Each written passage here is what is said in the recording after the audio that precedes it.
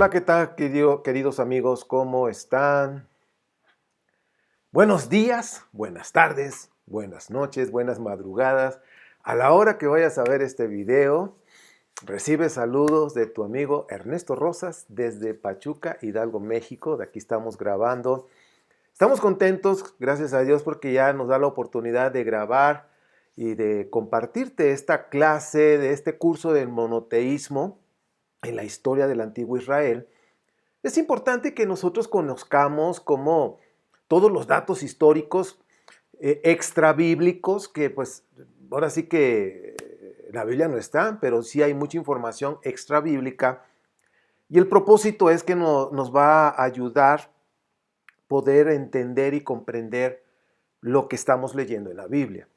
Va a haber cosas como que nos impactan, pero pues es la realidad. A veces nosotros no conocemos la historia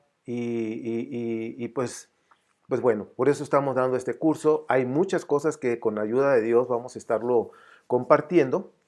Y como ya sabes, bueno, vamos a empezar aquí vamos a irnos a la ventana. Es la clase número 9 del curso del monoteísmo.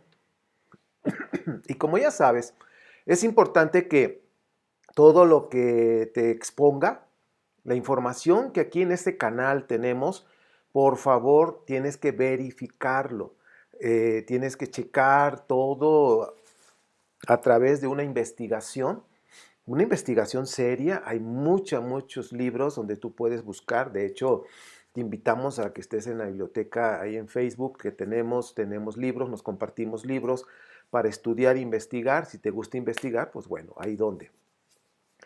Y verifícalo a través de la investigación. Al final vas a tomar tu propia conclusión y se los he dicho, la conclusión a la que tú llegues es una conclusión respetable en la cual no vamos no, que estás mal, no, no, no.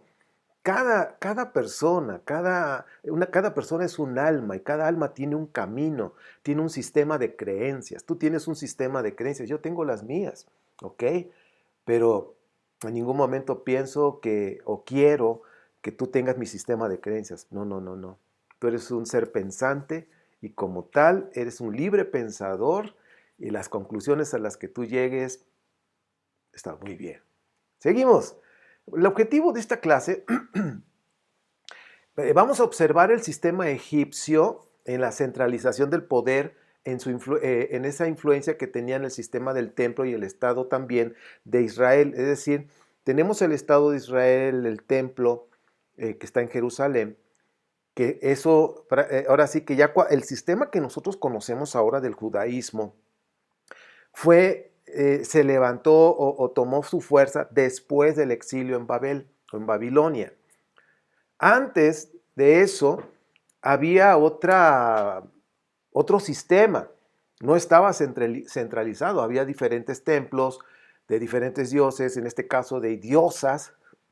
La adoración femenina era muy fuerte pues a Jeremías le tocó toda esa situación de la deidad femenina, que es lo que hemos estado estudiando en las clases anteriores, cómo tuvieron que sacar la deidad femenina después del exilio para poder ya enseñar al pueblo de Israel, en este caso a los judaítas en Jerusalén, un Dios, un solo Dios. Ahora sí que el nacimiento del monoteísmo, ahora sí que en el siglo V, siglo IV, siglo III, no estaba arraigado el monoteísmo, estaba todavía esa monolatría, en muchos casos politeísmo. Ya hasta el año 100 aproximadamente, antes de la era cristiana, fue que los judaítas, o el pueblo de Israel ya unido, aceptaron a la Torá, al Pentateuco, como una palabra, como a palabra de Dios, pero fueron 200, 300 años que estuvieron ahí hasta en ese momento. Y cuando digo que la aceptaron es porque ya estaban en ese punto convencidos que había un solo Dios. Pero no toda la población había captado esa información. Había una población que seguían adorando a Asherah. ¿sí? Porque se han encontrado arqueológicamente figuras de estatuillas de Asherah en excavaciones en casas particulares. Entonces, pues bueno, nosotros tenemos que ir viendo eso. Hoy vamos a enfocarnos con respecto a Egipto. Egipto, debemos observar tres cosas, como ves ahí en la pantalla. El poder que está el faraón con su equipo, el poder, la religión, ahí donde entran los sacerdotes, y el templo, y el pueblo, que son los soldados, los trabajadores, y es el que tenía el dinero, el pueblo. Entonces el poder, que es el gobierno, el faraón, el gobierno, el Estado, la religión, sacerdotes, el templo y el pueblo, soldados, los trabajadores, comerciantes. Y ahí es donde estaba la plata, el dinero. Ahora, esto, por supuesto que estaba en todos los pueblos, en todas las naciones, había estas tres áreas: poder, religión, pueblo. Poder, religión, pueblo. De alguna manera, el ser humano busca a Dios, busca tener un contacto con un ser divino.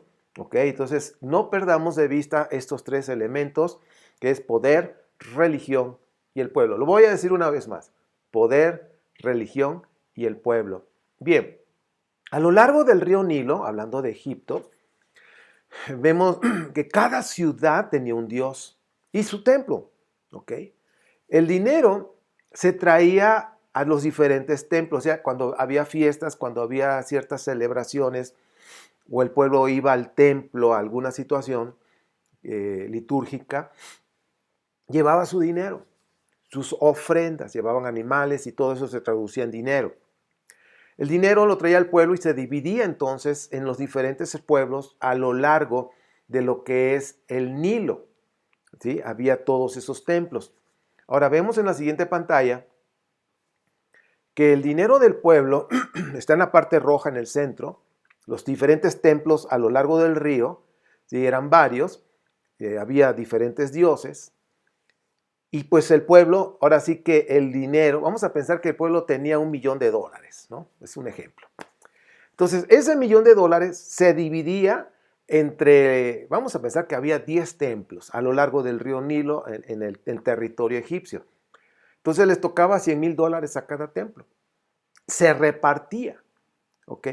Ahora, este sistema que estamos viendo, el dios que es el que tenía más peso en Egipto, pues es Amon-Ra, que era una fusión de dos dioses. Era el jefe del panteón de los dioses en Egipto. Es decir, así como los cananeos tenían al dios El y tenía a su esposa, Asherah, y después debajo de ellos tenían sus 70 hijos. Ya hemos hablado de ese tema en las clases anteriores de este curso. Así como era en Canaán, así también, y los Ugarit, y igual en Egipto había un dios supremo, había un dios fuerte, y era el mero mero de todos los dioses que había en esa zona de Egipto. En el caso de Amon-Ra, era el jefe del panteón de los dioses egipcios. El dios Amón se fusionó, ¿sí? Con el dios Sol llamado Ra, y surgió ahí lo que es conocido como el dios imperial, el dios Amon-Ra. Ese era el dios imperial, era el mero mero de todos. Yo quiero que ustedes vayan observando esto de fusión de dioses. Lo mismo sucedió tiempos atrás, en los años 2000, hacia el 1500. En un principio, Elión, hemos oído de Elión y el dios El, eran dos dioses separados. Posteriormente, al paso de los años, de los siglos, se fusionó el dios El con Elión y era el mismo. Pero hay información, por eso se está diciendo, que eran separados en un tiempo y luego se fusionó y así sucesivamente. Ahora, este dios imperial, Amon-Ra, le hicieron el templo más grande y el más rico que había en Egipto, porque era el dios imperial. Entonces tenía el templo más grande.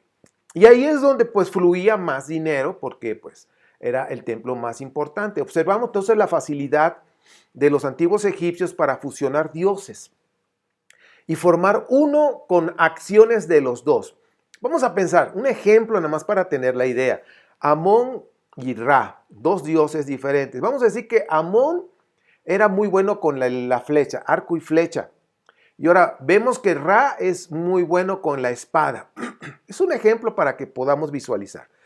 Al fusionarse los dos dioses, las funciones de cada uno se fusionaron y ahora Amón-Ra es bueno con el arco y flecha y es bueno con la espada. Tomó las dos funciones. Y eso es lo que sucedió en Canaán con el dios El, con Elión, con el dios El y finalmente Yahvé. No perdamos de vista estas costumbres egipcias en la religión israelita después del exilio, que he estado hablando del exilio en Babel, que es también algunos le han llamado el judaísmo del segundo templo, que realmente no es un judaísmo del segundo templo porque después del exilio fue cuando nació el judaísmo, no antes. El judaísmo que tú y yo conocemos nació después del exilio. La Torá se hizo en el exilio. Se terminó ya con el exilio de los persas. Ya fue cuando se terminó ahí el escrito de la Torá. ¿Sí? Se hizo el compendio. Ya hemos hablado de eso. Y si no, pues checa las clases o investiga. Hay mucha información que en el mismo Israel, allá en el Estado de Israel, en las universidades más importantes que están en Tel Aviv y en Jerusalén, esta información ya es de hace décadas, ya lo tienen bien claro. Nosotros, acá de este lado, son los que vamos muy atrasados y por eso aquí en este canal te estamos dando esa información para que tú lo puedas verificar, por favor, ¿ok? Porque primero a veces empiezan a insultar y ni siquiera verifican si lo que estamos diciendo es cierto. Por eso al final vamos a dar la bibliografía. Entonces, el judaísmo del segundo templo, que realmente no es así, pero vamos a pensar que fue donde nació, en el segundo templo, fue donde nació el judaísmo que nosotros conocemos, ¿ok? De ahí nace el monoteísmo, que pues hasta ahora, el día de hoy, pues ahora sí podemos decir que hay un solo Dios. Pues vamos a ver a Amenhotep III, el padre de Akenatón. Vamos a entrar ya un poquito más de información. Y Amenhotep significa en el antiguo idioma egipcio, hágase la voluntad de Amón. Estas palabras no las pierdas de vista, Amón. Akenatón heredó el mismo nombre de su papá, como en mi caso mi papá Ernesto Rosas Muñoz, yo soy Ernesto Alejandro Rosas Domínguez. Tengo un hijo que Dios me permitió procrear con Betty y se llama Ernesto Alejandro Rosas Aguilar. Entonces seguimos con la dinastía de los Ernestos. Bueno, Akenatón heredó el mismo nombre de su papá, Nefer Jeperú Ramen Hotep. Hermosas son las manifestaciones de Ra, Amón está satisfecho. Entonces, son nombres relacionados con sus dioses. Yo quiero que observes también cómo esa influencia había de esa época.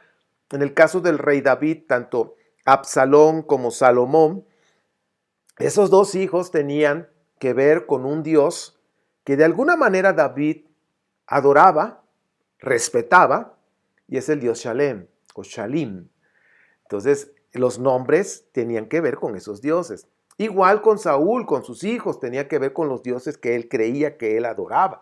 Por eso debes de observar, la misma Biblia nos da la información que el monoteísmo no nació así desde que está Israel ya son monoteístas. No es cierto, no es así.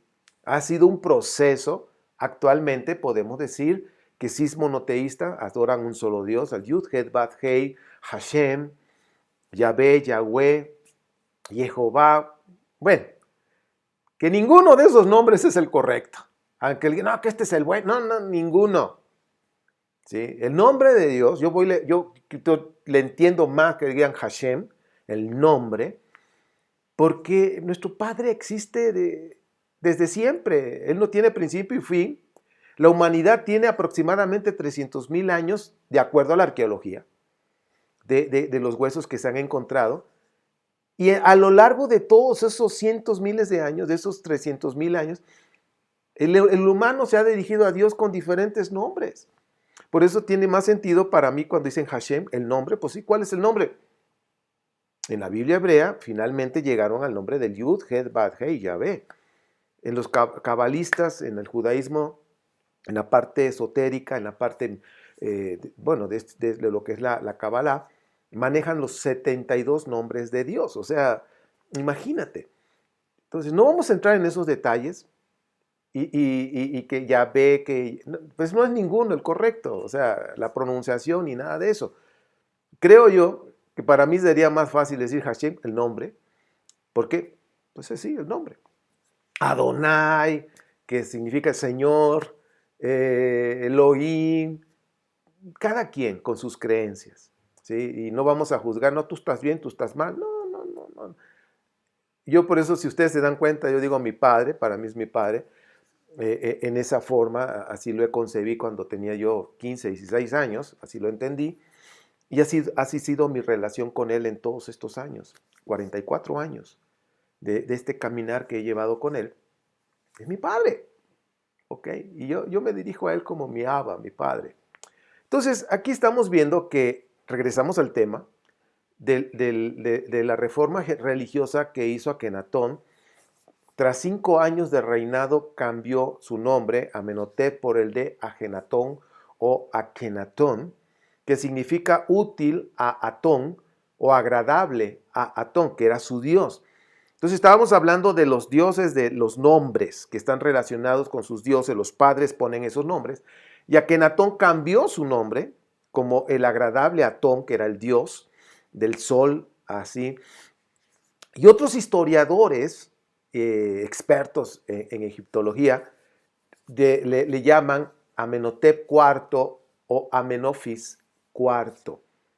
Pues bueno, el padre de Akenatón se declara Dios, chequen este dato, y no tan solo como un hijo de Dios, porque todos los que eran emperadores, como el faraón, los reyes de cada país, en aquel tiempo ellos pensaban, incluso en Israel, pensaban que el rey era el hijo de Dios, que había sido adoptado por Dios. Por eso cuando coronaban a un rey en Israel, se leía lo que es el Salmo 2, que es un poema donde dice, yo te he engendrado hoy. Pero está hablando de cambio de estatus, de una persona civil que ya se está convirtiendo en un hijo de Dios, el representante de Dios aquí en la tierra. Y así es como lo concebían, el rey era un hijo de Dios, ¿ok?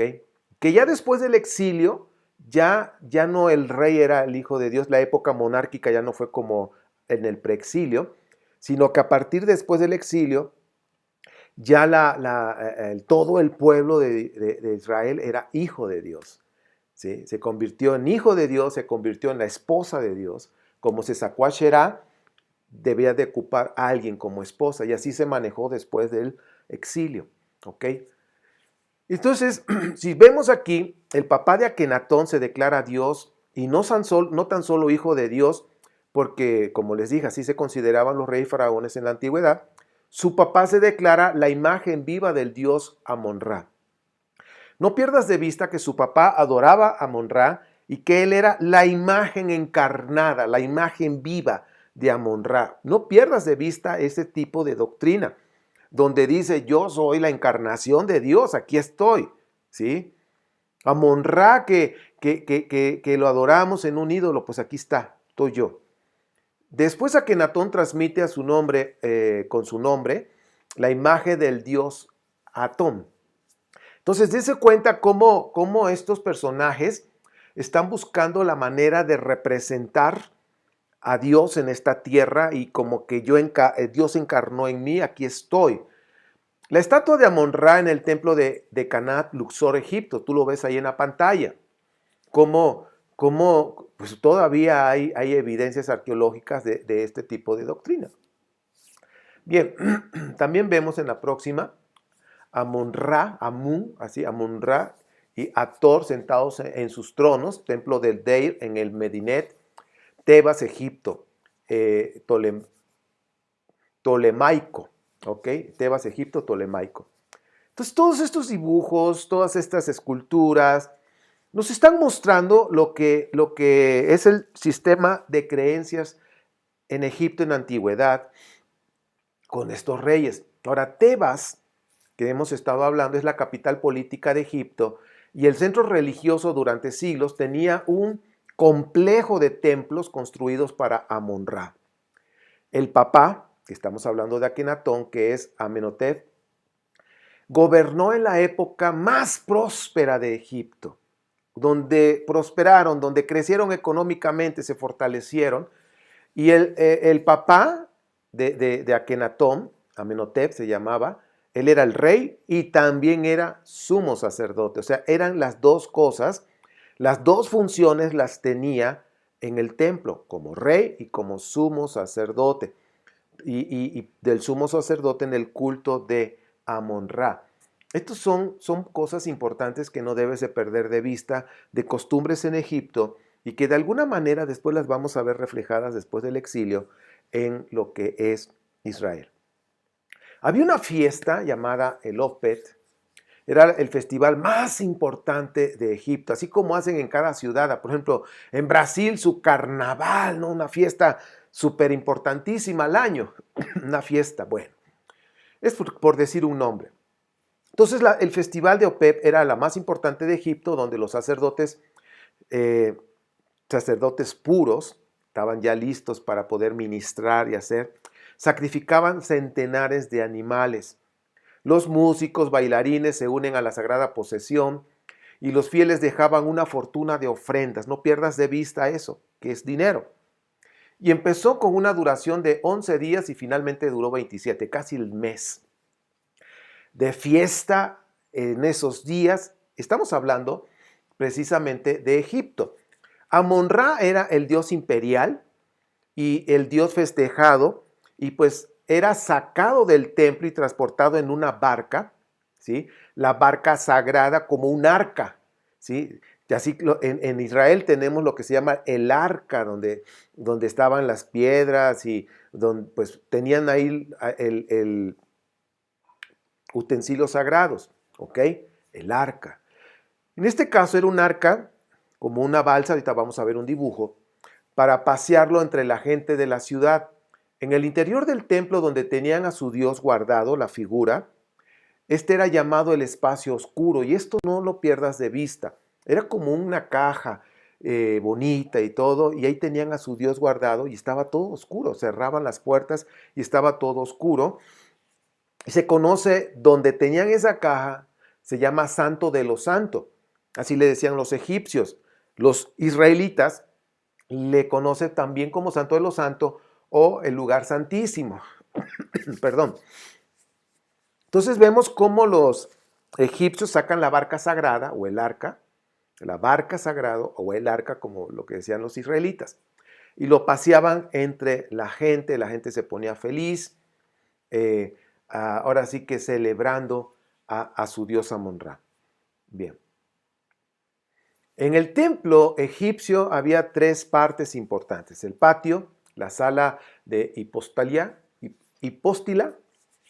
y el santuario, el lugar santo de los santos o el lugar santísimo, por decirlo así, estamos nosotros más familiarizados con el lugar santísimo. Había tres áreas, entonces podríamos verlo como el patio, que es en el templo, pues el patio, y luego viene el lugar santo y luego viene el lugar santísimo, que el lugar santo vendría siendo como la hipóstila, ¿ok?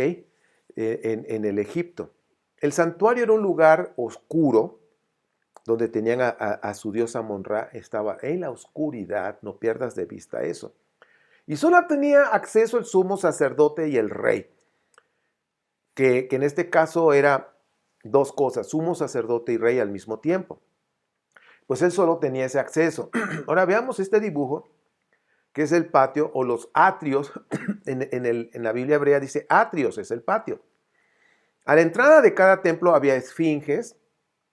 Está el atrio, el patio, la sala hipóstila, que viene siendo el lugar santo, y luego viene el santuario, el lugar oscuro, donde tenían a su imagen de su Dios. ¿Ok? Esto es precisamente en el templo egipcio, y así diferentes templos de aquella zona, en aquellos tiempos, tenían esas tres áreas. ¿Ok? Lo que conocemos como el patio, el lugar santo y el lugar santísimo. El templo egipcio pues tenía esfinges obeliscos que se menciona con Jeremías, el patio, la sala hipóstila y el santuario, que es el Santo de los Santos. También vemos otro dibujo aquí que tiene las mismas áreas, los mismos puntos. Entonces, si te das cuenta, el reflejo de los templos en aquellos tiempos tenían esas áreas, había una influencia.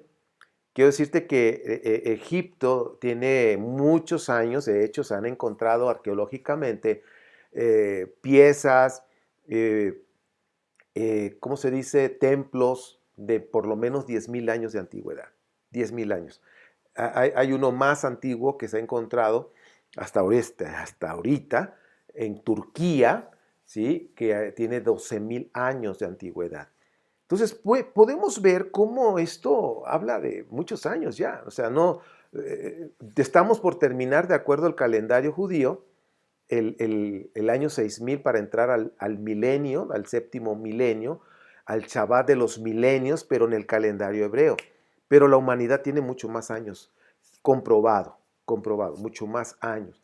Ahora, por supuesto que lo que está hablando en el calendario hebreo se está manejando, que viene el Shabbat de los milenios, o el milenio sabático, o el milenio mesiánico, donde va a haber cambios. De hecho, está habiendo cambios en la humanidad, pero no es el fin del mundo. No es el fin del mundo. Y pues bueno, de eso vamos a estar hablando en el próximo en vivo que vamos a tener los sábados a las 11 de la mañana, si Dios, nuestro Padre nos permite. Este próximo sábado estaremos hablando, aparte de la reflexión de la porción de la semana, pues tocaremos diferentes temas. Este jueves, ¿sí? Este jueves, pues hoy estamos a 9 de diciembre, mañana jueves 10 de diciembre a las 7 de la noche, estaremos jueves 10 de diciembre de 2020, por si alguien ve este video después, jueves 10 de diciembre de 2020, estaremos en Facebook Live, estaremos en vivo y voy a estar tocando algún tema y contestando preguntas que me han estado haciendo, sobre todo lo de la vacuna, del COVID y cosas así, que si la marca, en fin, vamos a estar tocando diferentes temas, contestando preguntas, pero de una vez les aviso, no tengo todas las respuestas. Y si este es este jueves 10, entonces sería viernes 11, sábado 12, si nuestro Padre nos permite, este sábado 12 de diciembre a las 11 de la mañana estaremos en vivo por YouTube. Ahí nos estaremos viendo a las 11. Haz planes, no faltes. Y también, como ya les dije, vamos a reflexionar la porción de la semana y pues veremos las preguntas que estén ahí en ese momento para poder platicar. Bueno, cerramos el comercial. Estamos en el 2020. Por si alguien ve este video en 1, 2, 5, 10 años, por favor chequen eso, ¿ok? Bueno, pues ya estamos viendo el templo, regresamos al tema. Entonces el templo del dios Amon-Ra es más antiguo que el de Jerusalén. Y son muy, muy similares, tienen 3 partes importantes, ¿sí?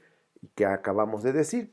El templo de Jerusalén tenía también las 3 áreas, que son los atrios, el patio, el lugar santo, el lugar santísimo, y el arca de la alianza estaba también en un lugar oscuro. ¿Ok? Todo esto nosotros lo debemos tomar en cuenta. Y el dios Amon-Ra habitaba en un lugar oscuro, y la Biblia hebrea nos menciona que Dios, o Ha Elohim, Yahvé, Yud-Het, Bad-Hei, hablaba desde la densa oscuridad. Vean ustedes todo esto. Vamos a ver, si tienes tu Biblia, vamos a ver Éxodo. Prendan sus Biblias, es decir, si tu teléfono, ¿sí? Éxodo 20:21 dice: entonces Moshe se acercó a la densa oscuridad en la que estaba Dios, pero los israelitas se mantuvieron a distancia. Ahora vamos aquí a Primera de Reyes, que es un libro de los deuteronomistas, capítulo 8, versículo 12. 8:12 dice, aquí está. Entonces Salomón declaró: Yahvé, tú has dicho que habitarías en la oscuridad de una nube. Entonces ya está. Salmo 18. Vamos a ver. Entonces fíjense cómo los dioses los tenían en una oscuridad de acuerdo a su sistema de creencias. Miren, El sistema de creencias en el preexilio no es el mismo sistema de creencias después del exilio en Israel. Yo les estaba diciendo que el judaísmo que conocemos nació después del exilio en Babel. Antes, preexilio, había otro sistema de creencias. Esto es importante. Por favor, hay que verlo en la Biblia. Entonces, si te das cuenta en el Salmo, ahora vamos al Salmo 18. Ya el Salmo 18, que dice, versículo 10 y 11, dice, montado sobre un querubín, surcó los cielos y se remontó sobre las alas del viento. Hizo de las tinieblas su escondite, de los oscuros y cargados nubarrones, un pabellón que lo rodeaba. ¿Ok? Entonces ahí nos damos cuenta. Y ahora vámonos a Deuteronomio 5, 22, donde también hablando acerca de los dioses, acuérdense que en la antigüedad tenían esa creencia de que los dioses habitaban en la oscuridad. Y dice Deuteronomio 5, 22, estas son las palabras de Yahvé que Yahvé pronunció con voz fuerte desde el fuego, la nube y la densa oscuridad cuando estaban reunidos al pie de la montaña. Entonces, pues, aquí nos está dando una información que acabo de leer todos los versículos que están en pantalla, que de acuerdo al sistema de creencias antiguos decían que los dioses estaban en la oscuridad y por eso vemos que tenían en este caso a Monra en la oscuridad, pero que también Yahvé, ¿sí? El Yud, Het, Bat, Hei estaba en la oscuridad y que desde la oscuridad se comunicaba con el pueblo. Entonces, todos estos puntos nos está dando información importante. Ahora, aquí viene la influencia. Fíjense, ¿quién hizo la alianza o el arca de la alianza? El arca del pacto. De acuerdo a Éxodo 31:2, dice, mira, yo he elegido por nombre a Bet-Salel, hijo de Uri, hijo de Hur, de la tribu de Yahudá. Ahora, Hur y Uri, esos nombres, son nombres de origen egipcio. Bet-Salel ya vivía en Yahudá o en Judá. Entonces, hay información que salió un grupo de personas de Egipto que eran especialistas en ciertas artes. Y ellos hicieron el arca, el arca hebrea.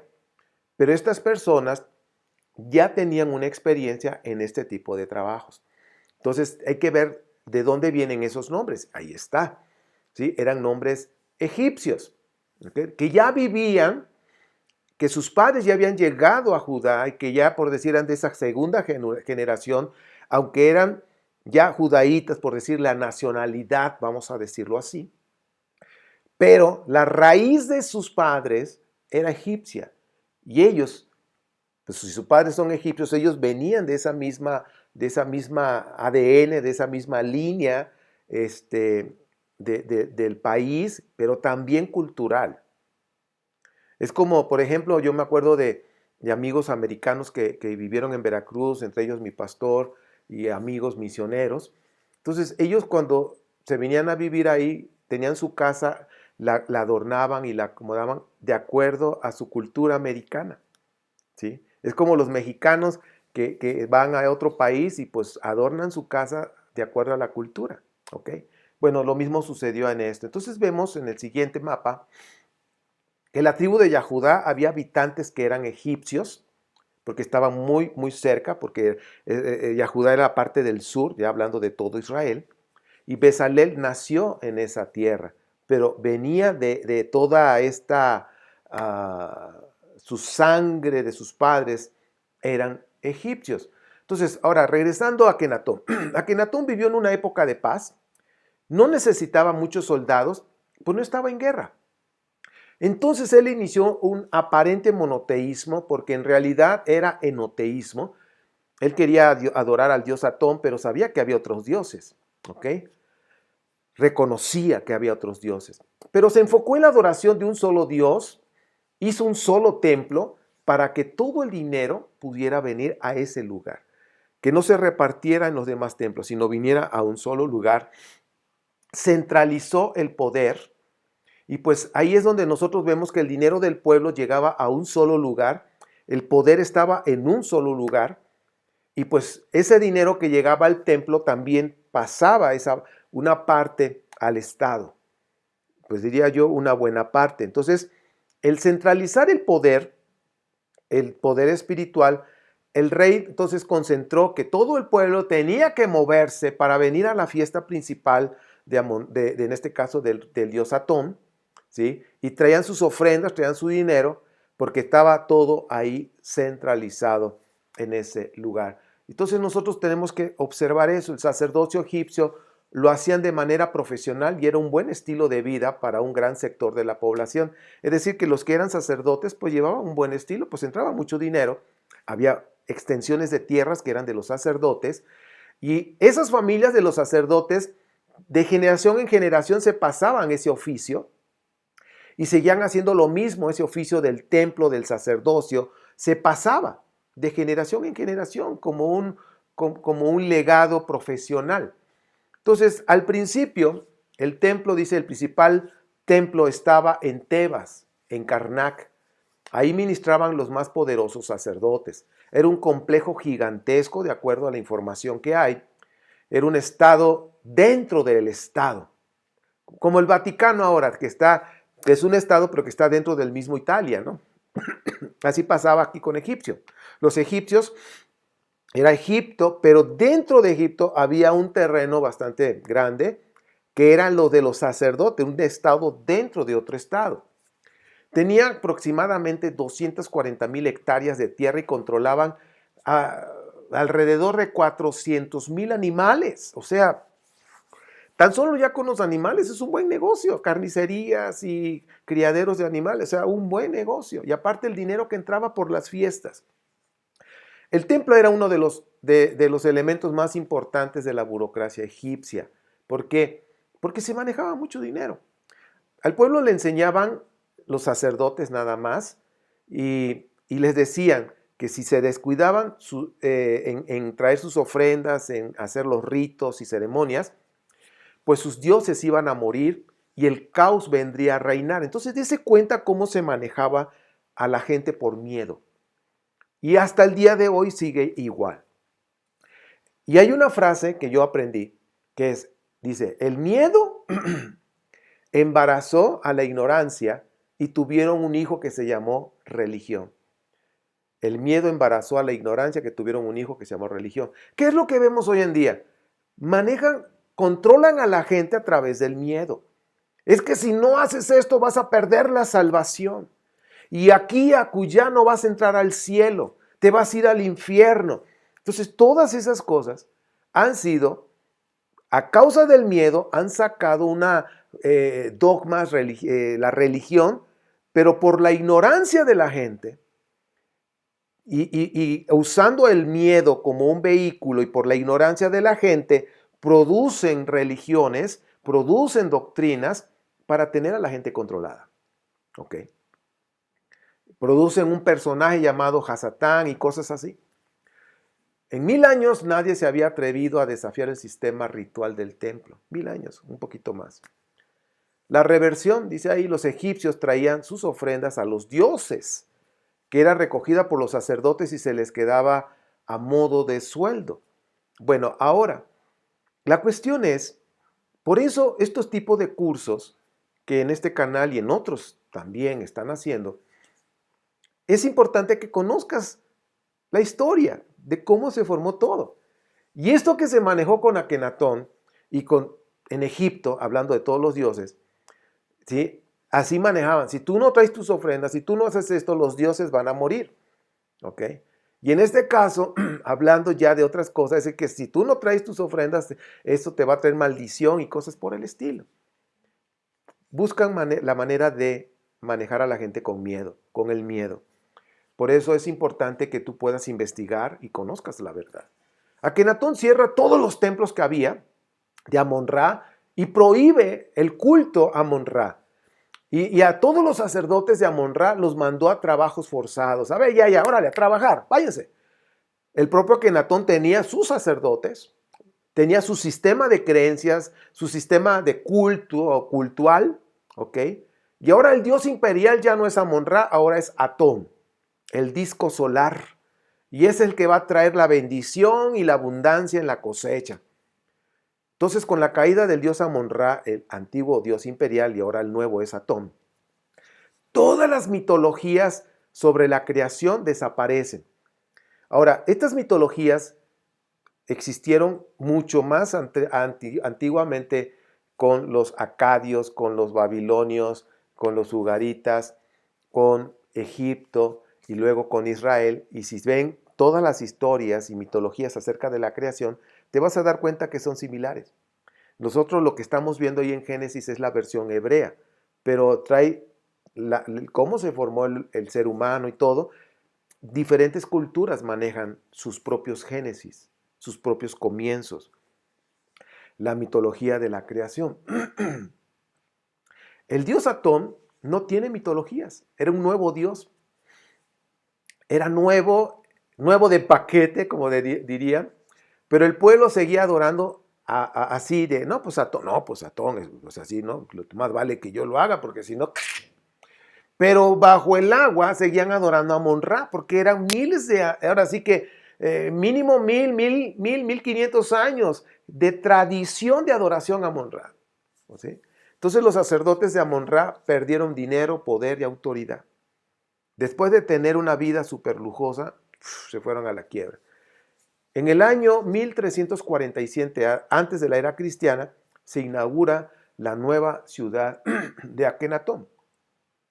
Después de la muerte del faraón Akenatón, en el año 1336, antes de la era cristiana, el pueblo regresa a su antigua religión y sus antiguos sacerdotes que estaban trabajando forzados regresan otra vez y derriban el templo de Atón o el del disco solar. Ahora nos toca a nosotros. Va para abajo y viene el sistema antiguo otra vez. Su hijo heredero fue Tutankamón. En el año 1336 al 1327, antes de la era cristiana, le tocó gobernar a este nuevo faraón y él maldijo el legado de su padre y él renuncia a las creencias que su padre tenía, al dios Atón, y regresan otra vez a Amon-Ra. Ahora el faraón Tutankamón es el nuevo rey, el rey también el sumo sacerdote, rey y sumo sacerdote del templo.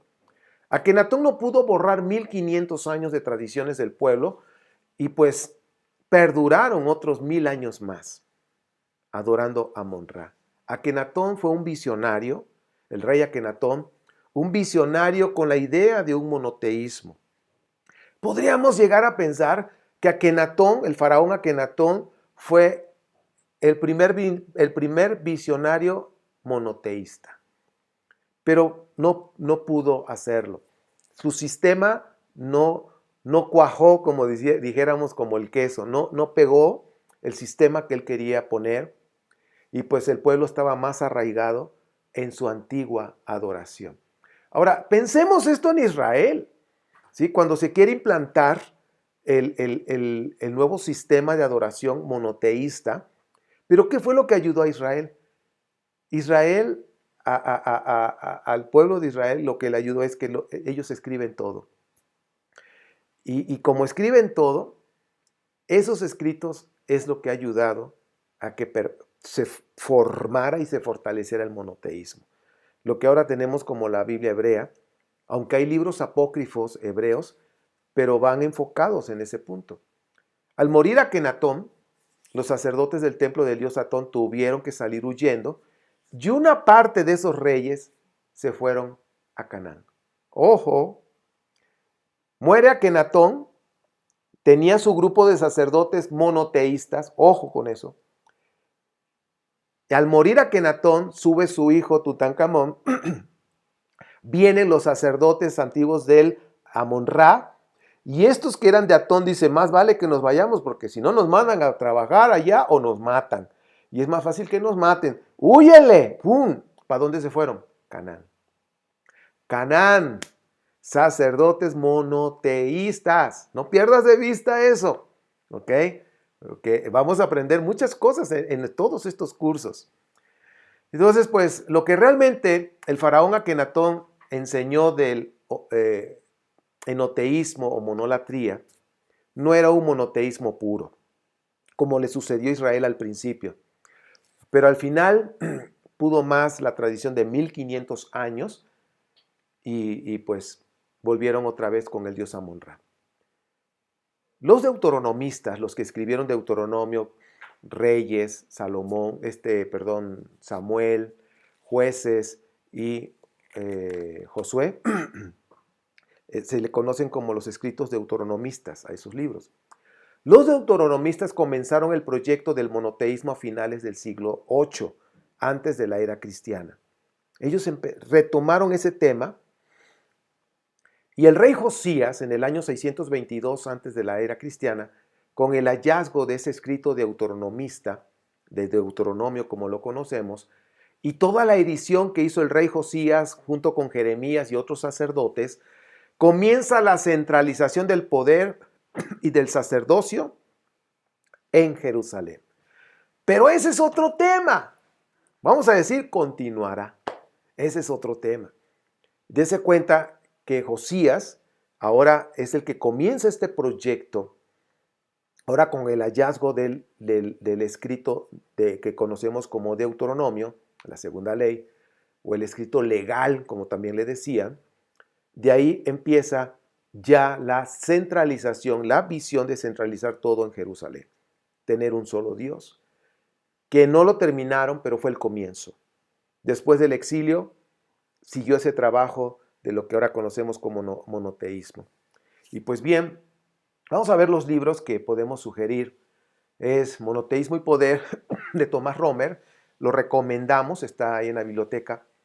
La Biblia del Peregrino, 1, 2, 3, y hasta hay cuatro tomos importantes. Mitos y leyendas del Antiguo Egipto de Robert Swindells. La Biblia del Peregrino, Luis Alonso Schockel. Es buenísima esa Biblia. Y trae muchos comentarios, yo lo recomiendo, trae muy buenos comentarios históricos que te ayudan a ubicar. En cada libro abajo tiene comentarios históricos, arqueológicos, en fin, y te conecta con otras partes de la Biblia. Dentro también, donde también Luis Alonso Schockel también tuvo una intervención, es en la Biblia de Jerusalén. Recomendamos también la Biblia de Jerusalén, es una traducción buena, no es perfecta, es buena, es buena. Yo en lo personal uso varias Biblias cuando estoy estudiando y quiero ver el meollo. Y por supuesto, si es la Biblia hebrea, me voy al hebreo para ver qué letras, qué palabras está usando y comprender mucho mejor. Pues bueno, esta es la clase número 9 del curso de monoteísmo en la antigua historia de Israel. En la historia del antiguo Israel, pues espero que te haya ayudado, te haya dado una visualización, aunque esta clase nos enfocamos a Egipto, pero para que te des cuenta toda la influencia que hay y que después vamos a analizar ya cuando estemos analizando Israel, el templo y todo esto, te vas a dar cuenta de la influencia que había alrededor, que era un sistema cultural con lo que se refiere a los templos, eran muy parecidos en todos esos lugares. ¿Ok? Pues bueno, soy tu amigo Ernesto Rosas, transmitiendo desde la ciudad de Pachuca, Hidalgo, México. Me da mucho gusto que me hayas acompañado en esta clase que estamos ya terminando, estamos en la 9, y pues que mi Padre te bendiga y te guarde y haga resplandecer su rostro sobre ti. Extienda su amor, te dé gracia. Alce su rostro sobre ti y te dé ese shalom, esa paz profunda en tu vida, en tu familia, en tu matrimonio, y que tú y yo brillemos en donde quiera que estemos, que la luz de nuestro Padre en nosotros podamos, por esa conexión que tenemos con Él, de oración y de todo lo que hemos aprendido, que tú y yo brillemos en donde quiera que estemos. Nos vemos en la próxima clase, si nuestro Padre lo permite. Shalom.